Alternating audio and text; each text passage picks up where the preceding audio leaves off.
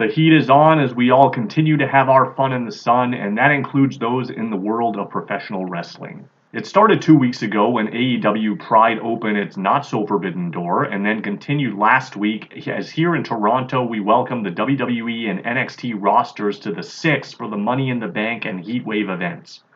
Normally I would go through the news of the week at this point in the show, but unfortunately do not have time for it this week. That segment continues next weekend. But what I will do is offer up a quick review of both the WWE events of last weekend, starting with Money in the Bank.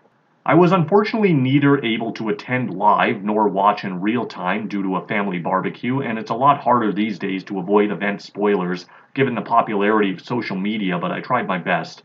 As noted, the Money in the Bank show took place at the Scotiabank Arena here in Toronto. It was a 5-match card and did not disappoint. In fact, I thought it was one of the best of the year, despite a few botched spots here and there.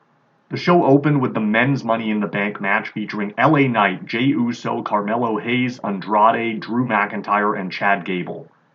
The crowd was already hot from the very start and erupted with CM Punk chants clearly directed at McIntyre, really anytime he got any offense in. There was a spot where Gable was hanging upside down on a ladder while trapping Drew in an armbar, as Drew was positioned at the top. That was broken up by Andrade, who landed a springboard leg drop to Gable, which was kind of dumb considering that McIntyre was closer to the briefcase. Andrade once again tried to steal the show with a reverse Spanish fly, almost like a Russian leg sweep to Hayes off the middle rope and onto a ladder on the canvas. Knight and Jey worked together to take out Drew and then decided to settle it amongst themselves as they battled it out at the top of the ladder, only to be knocked off by Melo. Andrade was knocked off a ladder at one point by Knight, but landed with a flip bomb to Hayes on top of the ladder bridge between the vertical ladder and the top rope. Gable then executed a belly-to-belly throw to Knight over the top rope and onto another ladder bridge positioned from the ring canvas to the announce table. At one point, Gable was close and actually did grab the case, but Jey removed the ladder from under him, so he was just kind of hanging from the harness until he eventually dropped and was speared by Uso. Uso was the next man close to the briefcase, but then Drew threw a ladder at him to knock him down and then hit the Claymore.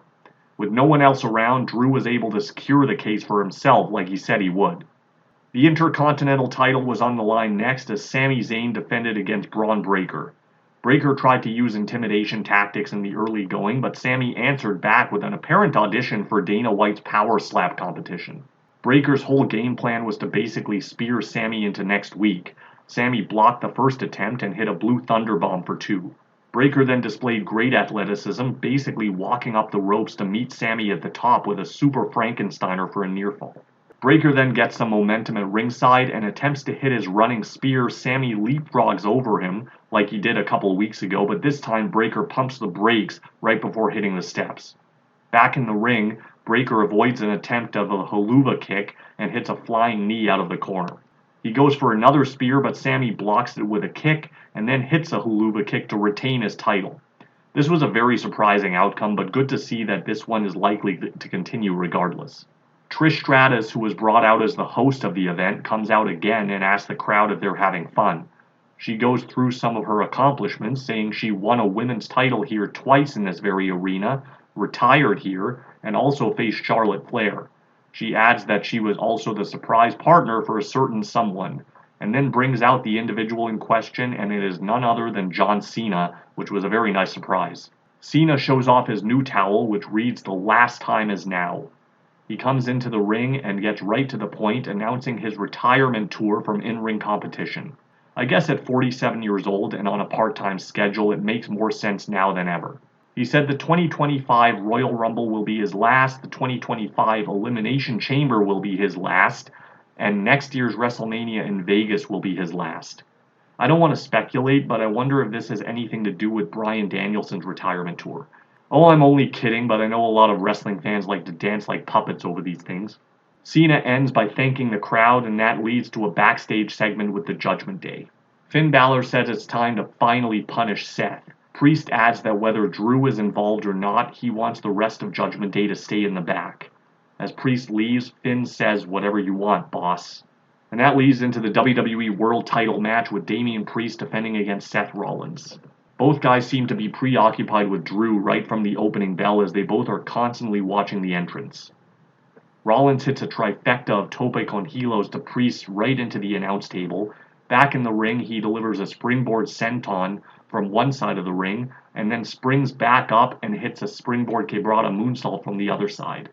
He then connects with a superplex into a Falcon Arrow, but seemed to have legitimately knocked Priest out at some point, as the ref said it was a 2 count, but Priest clearly didn't kick out, so that was a little awkward. Drew then comes out with a briefcase and says he's cashing in now, so the match is made a triple threat. I really don't understand that if this was going to happen anyway, why they didn't just have Seth beat Priest instead of making the ref look dumb. Drew immediately went for the Claymore, but Seth blocked it with a super kick. Seth then tried the stomp, but Drew dodged it and hit a Future Shock DDT. He tried for another Claymore, but is cut off by Priest with a clothesline. Once McIntyre got rid of Priest, CM Punk came through the crowd and beat the hell out of Drew, with Cole noting that it is a no DQ match. Punk choked McIntyre out with the extension cord in the timekeeper's area. He then blasted Drew with the title belt, and that allowed Priest to hit South of Heaven on Drew to keep the belt. After the match, Seth is livid at Punk for getting involved, and Graves steps in to hold him back. I really like this as it continues to add to 2 future programs. The Women's Money in the Bank match was up next, featuring Naomi, Tiffany Stratton, Lyra Valkyria, Io Sky, Chelsea Green, and Zoe Stark. The crowd is going nuts for Chelsea when Cole notes that she is from Vancouver, to which Grave makes a great point that why do people in Canada get to claim the whole country as their hometown? Lyra botched a tornado DDT at one point. She eventually did hit the move, but got tied up in the ropes and it looked kind of sloppy. There was also a huge Tippy time chant. Stratton actually walked up the ladder that was set up in the corner and hit a swanton off the top rope into the field at ringside. It's amazing that she could have just done that move without the ladder to the same effect, but I guess that would defeat the purpose of the match. Although it does kind of defeat the purpose as well, since the case was in the opposite direction. Io climbs over Lyra, who is hanging upside down on one of the ladders, and then Lyra picks herself up from her thighs to deliver a German suplex to Io off the ladder. Naomi was standing on 2 ladders at one point, as her opponents moved them apart, causing her to do a splits in midair, which looked kind of cool. Chelsea and Tiffany then formed an alliance and set up a pair of tables on the outside. Meanwhile, Zoe hit a one-arm powerbomb to Lyra into a ladder bridge and almost missed the ladder completely. On the other side, Chelsea delivered an unpretty her to Naomi off the apron into another ladder bridge. And then the spot of the match and possibly the night went to Io Sky, who executed an unbelievable Michinoku driver to Zoe off the vertical ladder and right through the ladder bridge between the ropes and the other ladder. It came down to Chelsea and Tiffany in the end, and Tiffany ended up pulling the double cross, shoving Chelsea off the ladder, and she went flying through the tables that she helped set up earlier. And this allowed Tiffany Stratton to claim the briefcase, which was definitely the right call. Jackie Redmond is backstage with Trish Stratus, but they're interrupted by Tiffany Stratton, who says the spotlight should be on her and that Tiffy in the Bank is going viral. Trish warned Tiffany not to get too arrogant because the future could determine whether she becomes a Hall of Famer or just a flash in the pan. Tiffany says that Trishy time is over and Tiffy time is now. It looks like they may be setting up a future program between those two, which should be pretty good. And that led into the main event. It was the Bloodline represented by Solo Sikoa, Jacob Fatu, and Tama Tonga with Tonga Loa at ringside against the team of Cody Rhodes, Randy Orton, and Kevin Owens. Orton hits a draping DDT to Fatu early, but Fatu no-sells and gets right back up. Orton is then isolated in the heel corner for the next little while until Owens gets the tag. Fatu hits a running hip attack later but misses a splash and hits the ring post. Cody and Solo are then both tagged in.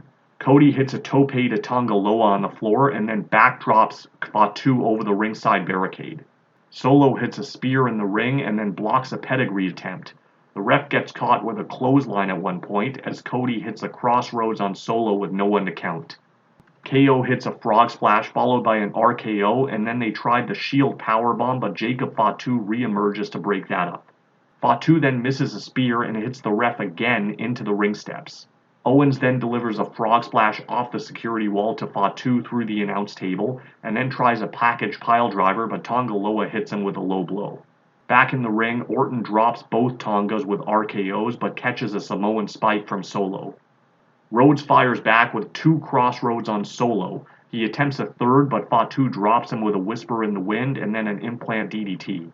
Solo gets up and hits a final Samoan spike to put Cody away, and it looks like that's your program for SummerSlam, which again I have no problem with. And neither did the city of Toronto, because their weekend wasn't over yet, as we had the NXT crew join us for Heatwave last Sunday. I rarely pay attention to the kickoffs for these events, but this one did actually have a match. It was Toronto's own Ariana Grace, who is the daughter of former WWE star and current TNA GM Santino Marella, and she teamed with Carmen Petrovich against the combination of Jasmine Nix and JC Jane. Not really much to say about this one. The basic finish was Grace cheating unbeknownst to her teammate, but she basically reached through the ropes and reversed a roll-up by using Nix's hair, and that led to victory for her team. The main card opened with a match for the North American title, with Oba Femi defending against former champion Wes Lee. Femi showed his power in the early going by drilling Lee with an F5 or maybe an F10 as he kinda just released him, and Lee just spun over his head like a top. Femi had the advantage until he missed a super kick and connected with the ring post. Lee attacked with a reverse Meteora, and then countered a powerbomb attempt from the top rope into what looked like an X Factor or faceplant on the way down. Lee then hit the cardiac kick for a near fall. He went for another cardiac kick but had it countered into a belly-to-back throw, and then Femi followed up with a pop-up powerbomb to keep the belt, which was kind of surprising. Roxanne Perez and Lola Vice were both shown arriving to the building at different intervals, as we went into the women's North American title match, with Kalani Jordan defending against Sol Ruca. I know this match was under a lot of criticism this week from wrestling fans and historians alike, calling it a gymnastics routine and not resembling a wrestling match, but I completely disagree. I thought it was the best women's match in years and probably the best NXT women's match since Bayley and Sasha in 2015. I think it did a lot to elevate both girls to the next level. Was it a gymnastics routine? Maybe in parts, but that didn't make it unenjoyable by any stretch. There was certainly a lot of athleticism on display here, and the end came when Kalani hit a poison Rana from the middle rope and then a split-leg moonsault to retain. Very well done. After the match, they kind of raised each other's hands to show some sportswomanship. There's a video on X where Gallus basically calls out the new team of Tyson and Tyreek, which would have already happened this past week on NXT. Backstage, Ava is with Ariana and Carmen and congratulates them on their win earlier, which Grace basically takes full credit for. I didn't know how to feel about her at first. I still think she has an unoriginal gimmick, but she's kind of grown on me.